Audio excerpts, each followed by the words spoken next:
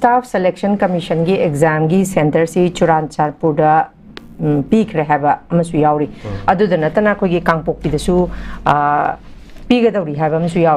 ओजासीदा ओजाद लाक्चनी वफमदी ममांगी अखोगी staff selection commission की सी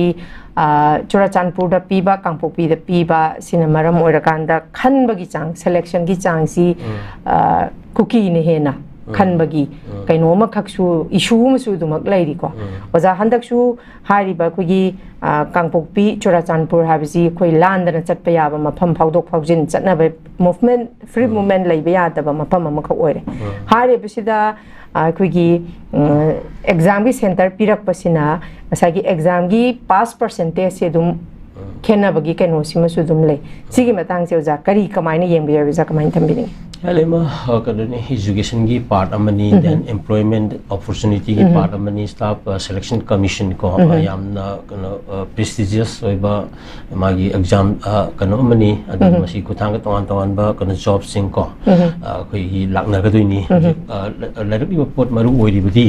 हारिबा staff selection commission अखोई मागी एग्जाम की को सिगी मफम सेंटर सिंग सी कांगपोक्पी देन लाइबा सुचानपुर कई मफम जिंगसिदा हाइरकनी हाइबसिदा माई पास परसेंटेज की कनो सिदा अखोगी असेंग मानदबको अमा थोलकपा को किनगी हेना ngami akan tawgi haise masi adum thokna laabani sigumbagi mayam sida sumba leitabaduna tongan tongan ba akogi employment da kari da akogi yam nunga akathau phangbada yamna imbalance ama thokla ibani majority oya maitei sigi area da minority oy kala ni ko aduga asengba reality da di quota system ji ki effect ngatani quota sina yengor kan da ngasai gi majority ko general da laiba mayam singki kaino singsina india gi level da lairaga ngasai gi ma yam khenana lakpa mayam ma ko staff selection commission दा सिंगी सिनाउ सिंगी लापदो अदुगुम्बसुना सु थोअनमनी अना आइना थमनिंगी अदुबु सिगुम्बसी आमद कुमना यंगजनबा खरा अमा संगबनी अदुगा मरमदुननी अखोई सोन नाकंदा तोंगान तोंगान demand मयाम status ता मानबम थोकप मयाम अखोई लाइसे एसटी करी अदुगी स्वाई दिसिमिनी अकनम लैसिको अदुना सिदसु अमुक अमुंगदा कन सिंगी सिनाउ सिंगसु कनो खगी क्रीमी लेयर खरना हाइबा तारिको असम अचौबा खरा हेन एडवांस होइबा सिंगी हिली कम्युनिटी को मखोइसिना खुदोंग चाबा लौर लैनि अपिक अपिक खुदोंग चाबा सिंग फंगदना लैबगी अदुना कम्युनिटी वाइज द बेस तौरगा इवन कोटा गसी अखोई एलोकेशन तौगदोगनी गाइना अखोई लाकनरी से हौजिति को अपिक फुरु मसा खारम कोइलिंग को मयाम सिंग असिगी सु शेयर मा से पॉपुलेशन बेस तौरकांदा माई प्रोपोर्शनेट कनो दगा शेयरिंग तौगदोगनी गाइगसे अदुना असिगु मसी नगा अखोई मैतेगी गिसु इकोनॉमिकली अखोई कनो वीकनेस को सेक्शन की कनो गसी अखोई लैरिबनी सिगुमसी खरा हेना स्ट्रीमलाइन तौब संगी मरमदी मणिपुरी मैतेगी कनो सिजनेन द लैरगसु अखोइदा होजिक लैरिबा पर कैपिटा इनकम दा यामना पॉवर्टी लाइन की मखादा लैबा को मयाम अमा थोलकपसे मखोइसु खनबम थोई को अखोई इकोनॉमिकली वीकनेस की वीकर सेक्शन जे सिसु अदुम लैरिबनी सिगुमसी कोटा स्पेशली मेंशन तौरकान दा ngसाई अप्लाई तौ मतमसु अखोई थानबा मथौ ताय दु आई कना हेलेबा थंगे अदुना तौबदि महान खबर मांगजुलनसु मसी हारबनिना पीबा अखोई कनोगी दि पिकसु काइदे सेंटर पीबा दि कसु काइदे तौबदि मागी मोड ऑफ कसे conduct of the examinations ko adu mama kanoga du khara hena transparency le hening ba hai batare then quota system lakpa matam sida community wise ta yen thoga dong saba sing si fur masam sam lai jari ba ko aso so fur khara na dum matong jaraga lai ba creamy layer ka thola iba mayam sing asi check tong ba ko fur masam masa gi su quota thungbi ba gi kanoga si gi yang kan daga am to honing ba gum ba ko then even majority gi ming da ko mai mai am mama si gi suffer ma tawra lai ba lai bi lai khada लैरिबा मयाम सिंग असिगी वइबा ngसाई तोंगान बा category गसी हापसलगा मगसु quota system गसिदा include तौबा particularly हाना अनौबा हापनतबा ngसाई economically weaker section की area गा दु fully दिकंगला कनो तौरकांदा अदुगी खुथांगदगा थालगा quota system गा लैरगा दि खरा अजुम लैगनी न खली अदुना खतंग हेना करे हाइदे विजिलेंट ओइबा मोंगदा हंतकी सिदी कनो से कंडक्ट होना होना मिना सी हाइबसी थाबगी को याय ओके हजासिदा मुक अखोगी अरुणाचल प्रदेश की MP किरण रिजिजू न फोंदोरप स्टेटमेंट अमखकनी नरेंद्र मोदी बु अवांग नोंपोक्पी मियामना तौबिमल उत्फम थोई हाइना किरण रिजिजू न फोंदोकियो वाफम अंगप फावी हाइदना कोई कांग्रेस की माइकैदगी थमलगली अजासीमक्सु नॉर्थ ईस्ट स्टेट सी इंसर्जेंसी यामना लैबा अदुगमलबा स्टेट अमनी हाबजे मियामना खंगनदना लैरे अदुगी मथक्ता नॉर्थ ईस्ट की कई मणिपुर से हजिक चाही अनी हेंसलाबनी कॉन्फ्लिक्ट से लोइदबा नतना अखोगी नेशनल थाक खक्त नतना इंटरनेशनल थाक मणिपुर की इशू से ओजा हजिक अयाम खंगलबनी लैरिबसिगी कइनोसिदा अखोगी even prime minister Narendra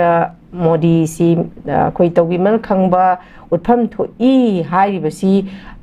even अखोई लैरिबा कॉन्फ्लिक्ट की मतंगदा हजिक फाउ माजे विजिट तौद्रिबने ओनली पार्लियामेंट नुपी अनी खकी नुपी अनी पैरेड चलहनगिबे मतंगदा स्टेटमेंट महांगना वारोल खरा थमगिबदु खंगनतना मणिपुर की कॉन्फ्लिक्ट की मतंगदा ngasi फाउ स्टेटमेंट अमबौ थमद्रिबनेबा सिगी लैरिबा सी मयामना खंगनदना लैरबनी मणिपुर विजिट तौदबगी मतंगसे सिगी लैरिङै जरा असिदा सिगुम्बा स्टेटमेंट अमखक थंगपोसे खितंग मियामदा कॉन्ट्राडिक्टरी ओइबदुमकिने कांग्रेस की माइकैदसु फोंदोरइबसे सिगी मतंगददी ओजागी मोटसे करी कमायना थम्मिनि यानी सी मियामनि खंगनबा पोनी अखोइगी कनो प्राइम मिनिस्टर अमा ओइरगदी उतु ओइगेरा वातु ओइगेरा अदगी मखादा लैबा मिनिस्ट्री मयामना वांगांगमदाइदा लोइसलबदा क्रेडिट से मंगोना सुम पीबगी को सनबिदुगी कनोनी यामना किरण रिजिजूना हारिबसिदा कनो अखोइगी याम ngakninga kesu oidi asumbasu nati ko aduna adum aina mu harisini akhoi moigi agent sidaida even magi dol gi MLA dagi hauragana dagi cabinet minister dagi hauraga sum wanganga matamda mayaida maraktara loisalakoda kano gi prime minister gi makhada miyeng makhada kaina adum haibasi sum masi sanabi ama oina ngangba gi saruk amane na lawi ko aduga hojiki haigibdo akhoi prime minister Narendra Modi sibu prime minister ra haibasi manipur misal miyam nadi khangam dong mandi aidi ko kitang lalai su haiba kitang gyan tawa sing nadi borangani the prime minister si asingwi prime minister manipur gi gaina ima iben khangjadaba sing si hangadaba jani ko maramdi magi makok maru pandana khwadi makok ama leiba ki leiragadi awa ta famda yam thina wargadi ngahak lakpi ba haisi ko sida me kendra da MLA sing ne karina awa na taraba sing da chatlaga hangnari dana ama tawidana the state ki level da nation ki level da awa ba ta ba sahi ani makhai mi han mi pun yam thallaba misimina mili sing humphumdra bai lelam chahum leitadana wana khange ba jani go humphumdra gi matakta sidana ga thoiba mayam marak sida kasu leitana khandana maleng poi leiba ko sigumba kano se adugumba mi masakto manipur gi prime minister se oibra oidabra haiba kano duni adu si ngasai nupi masa ni khaki kano be peredit tawgibagi da wangang khibako adusu mi hat ni punna tra kari khara sounding bi ngahaki kano tawraga su madu ka hena kagi inhuman oiba natra ka yamda tawbuji sathagi da bra na khalli ko tawbudadi adugumba kano sina sin kuki ki maki dagi sai gi yam jeno saiden oiba malem gi lona yada ba jiri daga angpi ahum angang ga yauraga tamtena ga ha ga turin da matu aji ta pum thadarak pagi kanu ga do kanu hi hai lima kana matana masi kaw ngamdana lei do pot ngatani ko aduna sigumma ga adugumma ga di hengang da ba ko dagi ngang mahiroi sing ha kana to problem da tak intervention to ga kan ba ya ba du kalhau da ba ko gi lak ama lei ba center forces mayam na pikraba manipur ko sigi jaga si da tawdri ba khotre mayam si da swai ni ngasai proxy war mamang gi ko kano ge Myanmar gi kano daga thoiba alpha gi mathak daga toriba kholiba swai da tawi ga lakpa manipur gi issue ji da kanana no kaina khanganda bi da ko koi ma sen nga ta balkanization gi amaga muthat laga si hato hanjana ba hona ba gi DBC policy na yam pena khoi khaidok na ga lengak pa amaga mo yana handra ga haiba ari ba method ka ji adum huji pho khoi si di